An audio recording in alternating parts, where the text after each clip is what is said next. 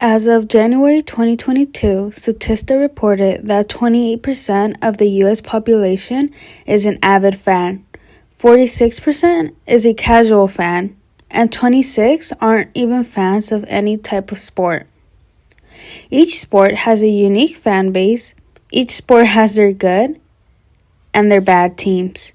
That still has a huge following of loyal fans, whether it's a team that's bad every season or a team that's just working on bettering themselves.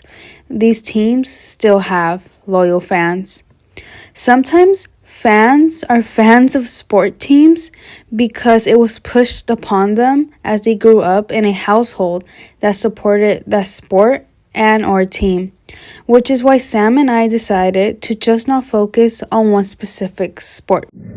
To research the anatomy of a fan, we conducted both qualitative and quantitative interviews with 6 individuals who self-identified as sports fans. We used multiple models to segment these 6 individuals' fandom.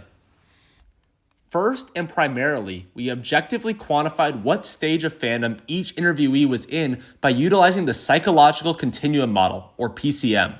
Before conducting our qualitative interviews, each of our interviewees took a survey so we could collect their scores. We classified each of our interviewees as having an awareness, attraction, attachment, or allegiance to sports.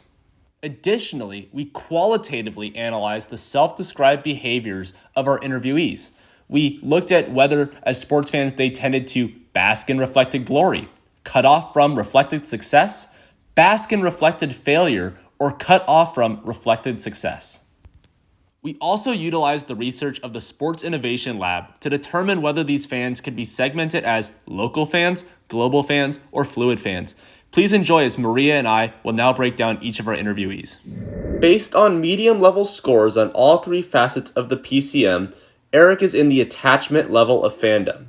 To me, being a sports fan means being a part of a community, being a part of something bigger than yourself, and letting the sort of awesomeness, like the truly like awe-inspiring nature of sports kind of come over you in a way that really only a sports fan understands.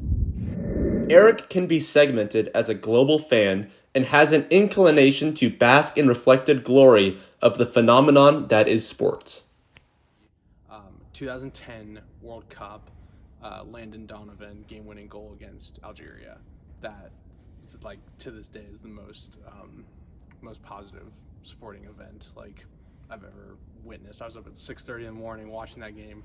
It was crazy, and that international sporting event definitely like opened me up to the world of soccer. So now I watch a lot more soccer than I probably would have had I not watched that one game in particular. Although Anissa is in the attachment stage of fandom, her centrality facet is rated relatively low. I would say my favorite team is the Astros.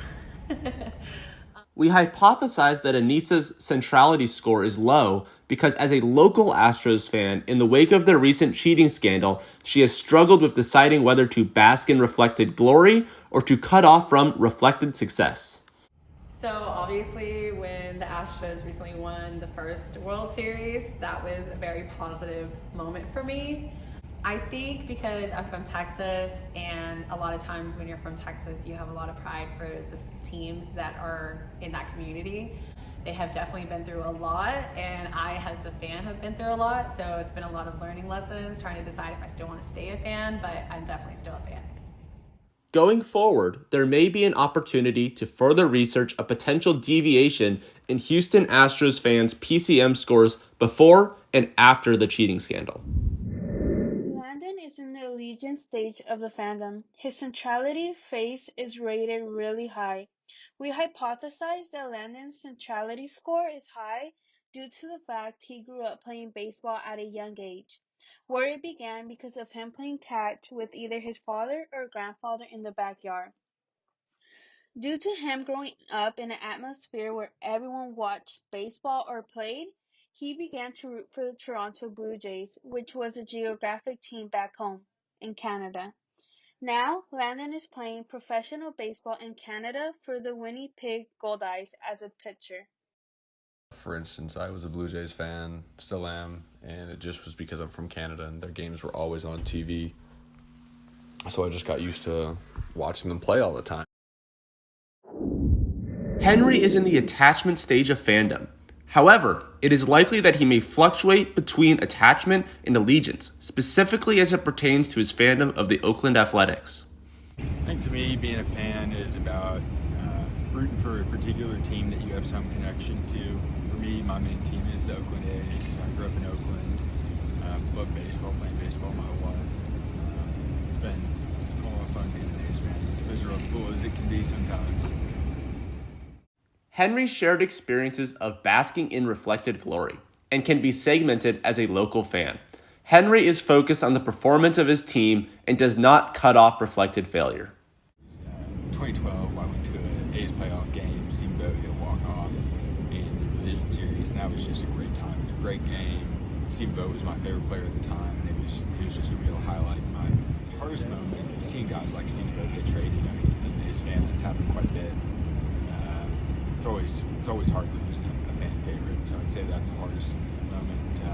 I think it's the good times that you remember that have more of an impact than some of the harder times. My favorite athlete right now and team is Steph Curry and the Golden State Warriors. I think after Kobe Bryant retired, I kind of was looking for like a new player, new team, so that's kind of what happened. Rashad scored in the medium range of the 3 PCM categories. With this, we can say he's in the attachment part of the fandom. To add on, we can also classify Rashad as a fluid fan, because he put his value first. Like he did when Kobe retired, he looked for someone else that met his needs, which was Stephen Curry. He is attached to the sport itself since he just loves basketball and finds his needs through any team or player that helps satisfy his needs when watching basketball. On any given day, I consume a fair amount of athletic content, but whether it's actual competitions, I don't necessarily think that that's the majority of what I'm consuming. I think in terms of being able to relate to an athlete, I think the most relatable athlete for a lot of people is Klay Thompson. Yeah, baby, having fun out here. Well, it felt great, obviously. Did he cool you off? Nah, I'm still hot. He kind of carries himself like kind of your everyday individual. I mean, as growing up as a teenager in the Bay Area and be like, okay, this guy's awkward, this guy's weird. He almost ran me over on a skateboard when I was like 12. Ran to him in Oakland, and I think that was kind of more so piqued the idea that he's this regular guy. After reviewing our quantitative data and qualitative analysis from our 6 interviews, we made the following observations.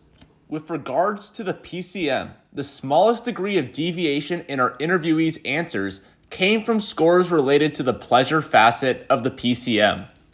The statement, "Watching sports is fun," had the strongest levels of agreement and the smallest degree of deviation in scored responses across our interviewees.